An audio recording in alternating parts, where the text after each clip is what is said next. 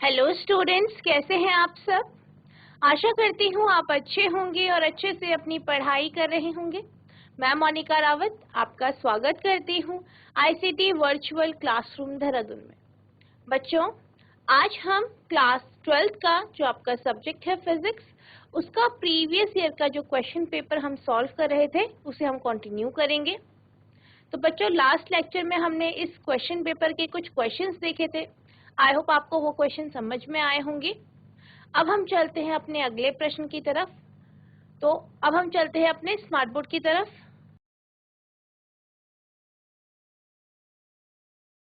बच्चों, आज का हमारा पहला प्रश्न है, अल्फा कण की प्रति न्यूक्लियॉन बंधन ऊर्जा ज्ञात कीजिए जबकि वास्तविक द्रव्यमान 4.00389 AMU है। Find the per nucleon binding energy of alpha particle while the actual mass is 4.00389 AMU। Proton की संहिता MP बराबर 1.00813 AMU, न्यूट्रॉन की संहिता Mn बराबर 1.00893 AMU, 1 AMU बराबर 931 MeV, mass of proton MP बराबर equals to 1.00813 AMU, mass of neutron Mn बराबर 1.00893 AMU, 1 AMU बराबर 931 MeV। तो आपके पास जो है अल्फा पार्टिकल दिया गया है, उसका मास दिया गया है, आपको उसका पर न्यूक्लियॉन बाइंडिंग एनर्जी निकालनी है, यानी प्रति न्यूक्लियॉन बंधन ऊर्जा आपको इसमें निकालनी। तो इसको निकालने के लिए सब आपको मास ऑफ प्रोटॉन यानी प्रोटॉन का जो द्रव्यमान है वो आपको दिया गया है, न्यूट्रॉन का मास दिया गया है और 1 AMU की वैल्यू आपको दी गई है। तो सबसे पहले हमें जो इंफॉर्मेशन दी गई है उसे हम नोट डाउन कर लेते हैं। तो हमें सबसे पहले दिया गया है मास ऑफ अल्फा, यानी अल्फा जो है अल्फा पार्टिकल, उसका मास दिया गया है, द्रव्यमान दिया गया है, मास ऑफ अल्फा, जिसे हम m से रिप्रेजेंट कर लेते हैं 4.00389 AMU।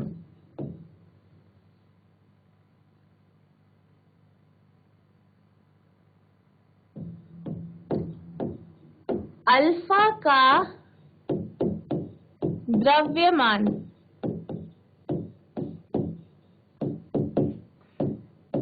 4.00389 AMU। आपको प्रोटॉन का मास दिया गया है, मास ऑफ प्रोटॉन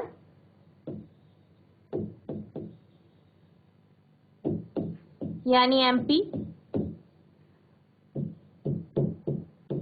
प्रोटॉन का द्रव्यमान जो कि बराबर दिया गया है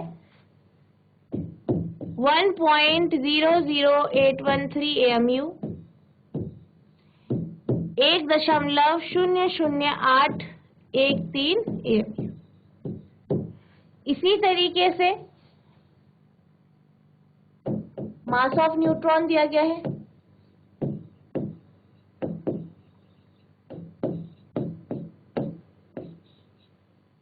सॉरी Mn,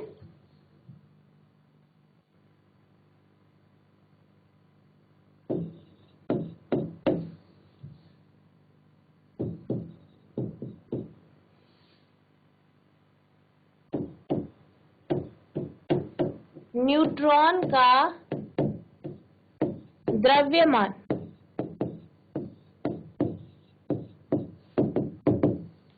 कितना दिया गया है 1.00893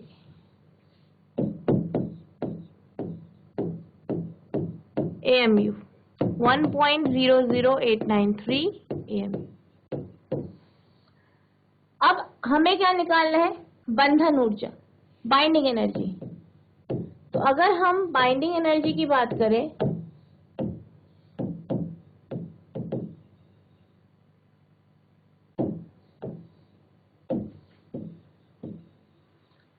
तो बाइंडिंग एनर्जी जो होती है, यानी जो बंधन ऊर्जा है, जिसे आप क्या कहते हैं, बंधन ऊर्जा,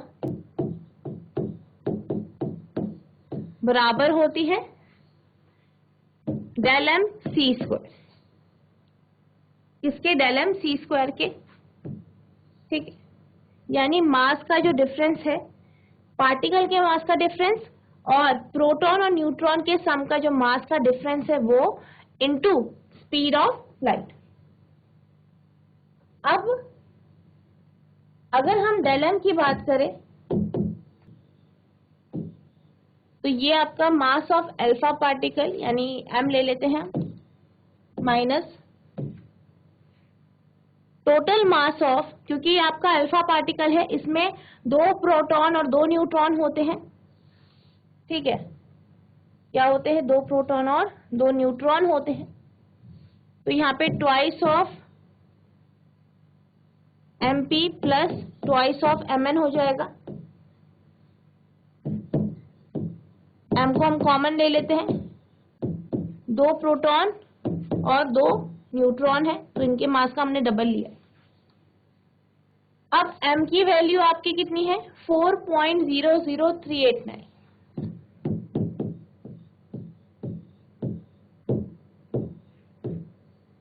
mp की वैल्यू है 1.00813 और mn की वैल्यू है 1.00893। अब इसको हम सॉल्व करेंगे।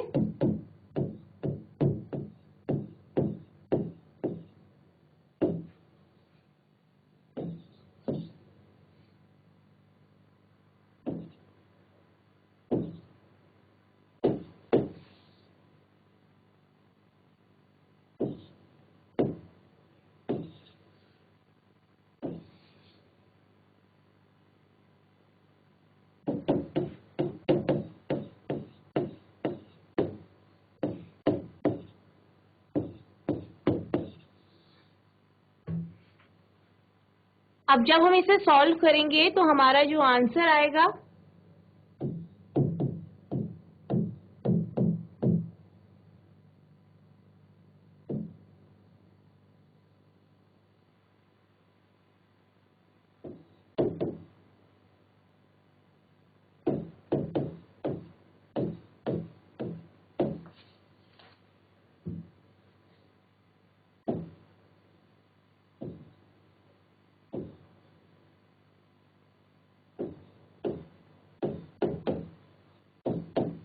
तो ये हमारा जगह नेगेटिव 0.03023 एम। अब हम इसे एमईवी में कन्वर्ट कर देंगे, एएमयू को एमईवी में हम परिवर्तित कर देंगे।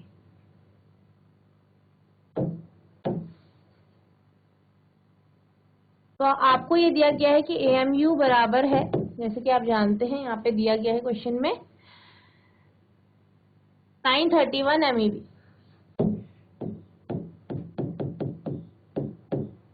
तो हम क्या करेंगे, ई को कर देंगे मल्टीप्लाई से, 0.03023 है आपका, मल्टीप्लाई बाय 931। फिर आप इसे सॉल्व करेंगे।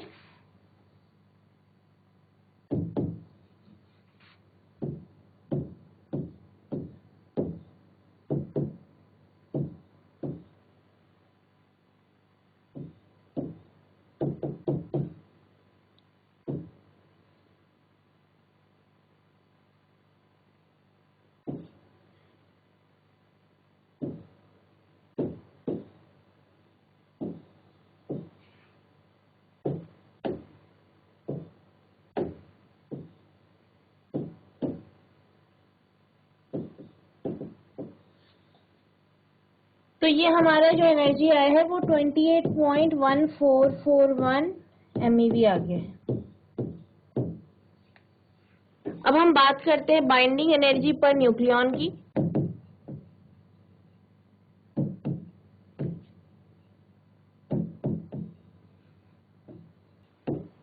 तो ये आपका E by number of nucleon होता है।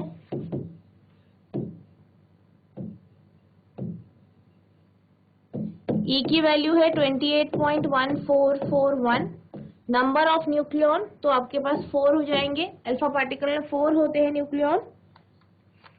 अब इसे हम सॉल्व करेंगे। 7.03600325 MeV, 7.03600325, ये इसका आंसर आ जाएगा। यानी ये क्या है आपका बाइंडिंग एनर्जी पर न्यूक्लियॉन। आई होप आपको ये क्वेश्चन समझ में आया होगा। इस तरीके से आप इसे सॉल्व करेंगे। अब हम चलते हैं अपने अगले प्रश्न की तरफ। तो हमारा अगला प्रश्न है ज़ेनर डायोड क्या है, इसका उपयोग वोल्टेज नियामक के रूप में किस प्रकार किया जाता है, चित्र सहित समझाइए। ज़ेनर डायोड के बारे में बोला गया है। पहले आपसे ये पूछा गया है कि ज़ेनर डायोड होता क्या है और आपको डायग्राम के माध्यम से इसका एज अ वोल्टेज रेगुलेटर बताना है कि वोल्टेज रेगुलेटर की तरह काम कैसे करता है। What is Zener diode? Explain with a diagram how it is used as a voltage regulator. तो सबसे पहले अगर हम ज़ेनर डायोड के बारे में बात करें तो ज़ेनर डायोड एक सेमीकंडक्टर डिवाइस है जो पीएन जंक्शन से बनता है।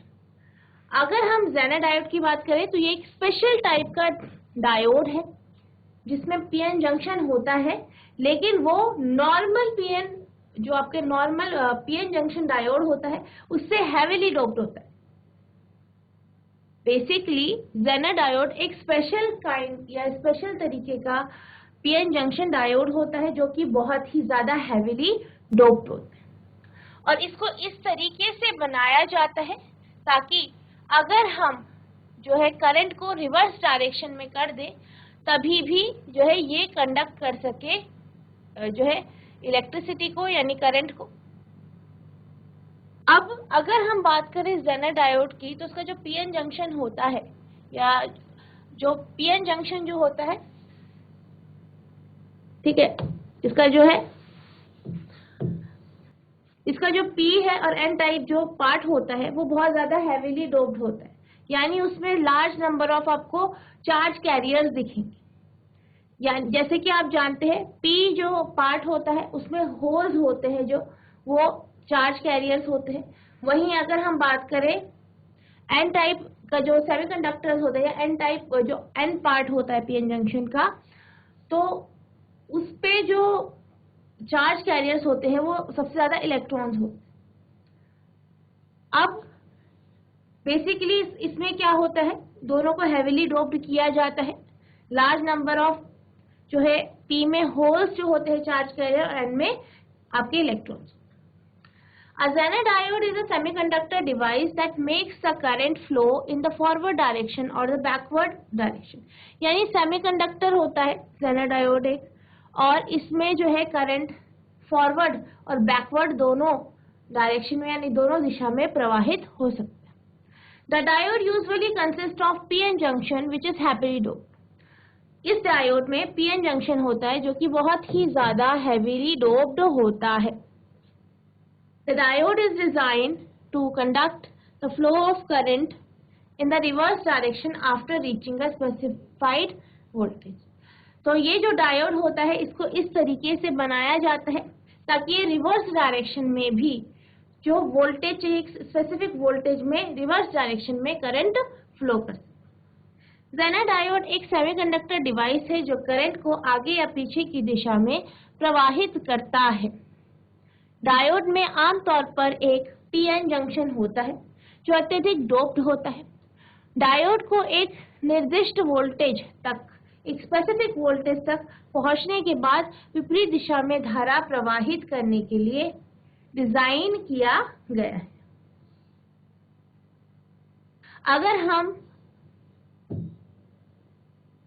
अगर हम बात करें नॉर्मल जो डायोड होते हैं उसका साइन कुछ इस तरीके का होता है, लेकिन जब हम पीएन जंक्शन की बात करते हैं तो उसका साइन कुछ इस तरीके का होता है। अब हम बात करते हैं कि हम जेनर डायोड को किस तरीके से यूज करते हैं। बेसिकली जेनर डायोड को शंट के तौर पे यानी जेनर डायोड को हम जो है वोल्टेज रेगुलेटर के तौर पे यूज करते हैं, जब हम इसे शंट के तौर पे जो है इसका प्रयोग करते हैं। अब आप यहाँ पे देख सकते हैं वोल्टेज रेगुलेटर यानी कि आपको क्या करना है, या ये कैसा डिवाइस है। ये एक ऐसी चीज है, ऐसा डिवाइस है जो हमारा जैसे कोई भी इक्विपमेंट है, कोई भी आपका डिवाइस है, जैसे कि आपका रेफ्रिजरेटर हो गया या टेलीविजन हो गया, तो ये क्या करता है, एक कांस्टेंट वोल्टेज प्रोवाइड करने में, यानी वोल्टेज को रेगुलेट करके जो वोल्टेज फ्लक्चुएशन होती है, यानी कहीं पे वोल्टेज ज्यादा आ रही है, कभी कम आ रही है, तो उसको नॉर्मल करके एक कांस्टेंट वोल्टेज जो है डिवाइस को प्रोवाइड करने के लिए ये मदद करते हैं। तो इसकी अगर हम वर्किंग की बात करें तो आप देख सकते हैं ये इसका जो है डायग्राम है, सर्किट डायग्राम आपका। ये क्या है, सर्किट डायग्राम है। अब आप यहाँ पे देख सकते हैं कि हमने जो है इस डायग्राम में जो है लेफ्ट साइड में आप देख सकते हैं V1 प्लस और यहाँ पे माइनस है। यहाँ पे हमने एक अनरेगुलेटेड वोल्टेज लगाई है, यानी एक ऐसी वोल्टेज लगाई है जो कांस्टेंट नहीं है, कभी वो बढ़ रही है घट रही। अब हमने इस वोल्टेज से कनेक्ट किया है RS, एक रेजिस्टर है, ठीक है, प्रतिरोध है। अब इस प्रतिरोध के साथ सीरीज में आपका जो है जेनर डायोड लगाया। अब इस जेनर डायोड के पैरेलल में यानी समानांतर में हमने लोड रखा है, यानी जो हमने लोड लेना है, जैसे कि हमारा जो भी अप्लायंस है या जो भी हमारा लोड है, रेजिस्टर जो है लोड रेजिस्टर, वो हमने यहाँ पे RL के रूप में यहाँ पे लिया है। अब बेसिकली हो क्या रहा है, यहाँ से क्या हो रहा है, करंट को सप्लाई, आपका जो है वोल्टेज सप्लाई की जा रही है। कहाँ से, जो आपका VI प्लस है, ठीक है, जो ये VI प्लस और नेगेटिव है, यहाँ पे क्या है, हमने जो है जनरेटर लगाया है, या जो आपका DC वोल्टेज है या अनरेगुलेटेड वोल्टेज है वो लगाई। अब अगर हम बात करें RS की, ठीक है, जो रेजिस्टर है, यहाँ पे क्या हो रहा है, ये वोल्टेज जो है इसके ड्रॉप, इसकी जो है इस पे जो है ड्रॉप हो रही है, यहाँ पे वोल्टेज ड्रॉप हो रही है। अब ये जो वोल्टेज है वो जेनर डायोड पे जाती है। अब जेनर डायोड पे जाती है तो ये क्या करता है, उस जो जो फ्लक्चुएटेड वोल्टेज है, यानी कभी ज्यादा हो रही है वोल्टेज, कभी कम हो रही है, उसको कांस्टेंट कर देता है। कैसा कर देता है, कांस्टेंट कर देता है, यानी एक समान कर देता है, यानी जो फ्लक्चुएशन है उसे हटा देता है। अब जब ये फ्लक्चुएशन हटा देता है तो इससे जब जो है वोल्टेज जाती है इस लोड पे, तो एक कांस्टेंट वोल्टेज जाती है जिसे हम V0 कह सकते हैं या VZ कह सकते हैं। आई होप आपको ये समझ में आया होगा। Zener diode are widely used as shunt voltage regulator to regulate the voltage across small loads। यानी जो Zener diode होते हैं इनका यूज हम शंट वोल्टेज रेगुलेटर के तौर पे वोल्टेज को रेगुलेट करने के लिए करते हैं। Zener diode have a sharp reserve breakdown voltage and breakdown voltage will be constant for a wide range of current। अब बात की जा रही है कि अगर हम जेनर डायोड की बात करें तो जेनर डायोड के पास एक शार्प रिवर्स ब्रेकडाउन होता है, ठीक है, एक शार्प रिवर्स ब्रेकडाउन वोल्टेज होती है। यानी जब हम रिवर्स करंट की बात करते हैं तो बेसिकली क्या होता है, जब हम रिवर्स करंट की बात करते हैं तो क्या होता है, वोल्टेज पहले इस तरीके से घटती है और फिर नेगेटिव उसमें फिर कांस्टेंट हो जाती है, यानी एक पॉइंट पे क्या हो जाती है, कांस्टेंट हो जाती है कुछ इस तरीके से,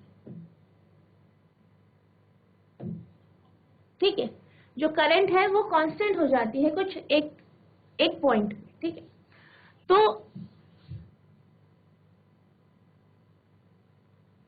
तो क्या होता है, उस जो वो वोल्टेज होती है उसे हम ब्रेकडाउन वोल्टेज कहते हैं, जिसपे जो वोल्टेज कांस्टेंट हो जाती है।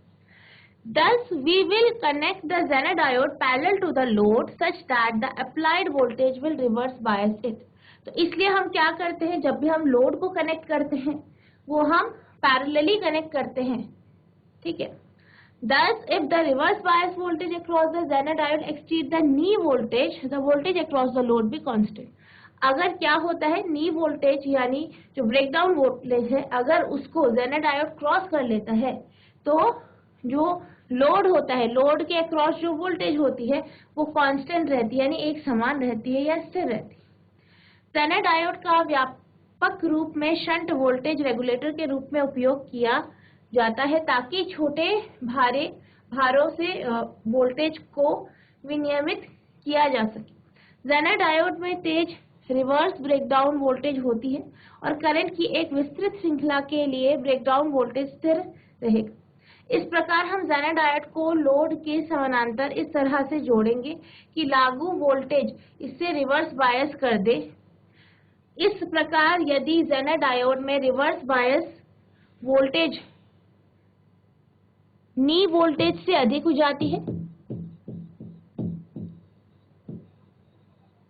नी वोल्टेज से अधिक हो जाती है तो लोड में जो है वोल्टेज स्थिर रह जाती। तो ये जेनर डायोड के बारे में था। हमने ये समझा कि जेनर डायोड हम किस तरीके से यूज करते हैं और जेनर डायोड होता क्या। अगला क्वेश्चन है आपका, विभव मापी की संरचना तथा कार्यविधि का वर्णन कीजिए। इसके द्वारा दो सेलों के विद्युत वाहक बलों की तुलना कैसे की जाती है, परिपथ आरेख बनाकर समझें। यानी आपको क्या करना है, पोटेंशियोमीटर का कंस्ट्रक्शन यानी किस तरीके से इसकी संरचना की जाती है, किस तरीके से वो कार्य करता है, ये आपको बताना है और आप किस तरीके से इसके माध्यम से दो सेल को जो ईएमएफ होते हैं उनको आप कंपेयर करते हो, ये आपको समझाना है। तो ये जो क्वेश्चन है ये आपका होमवर्क है, आपको ये होमवर्क के तौर पे करके आना है और कल हम इस क्वेश्चन को डिस्कस करेंगे।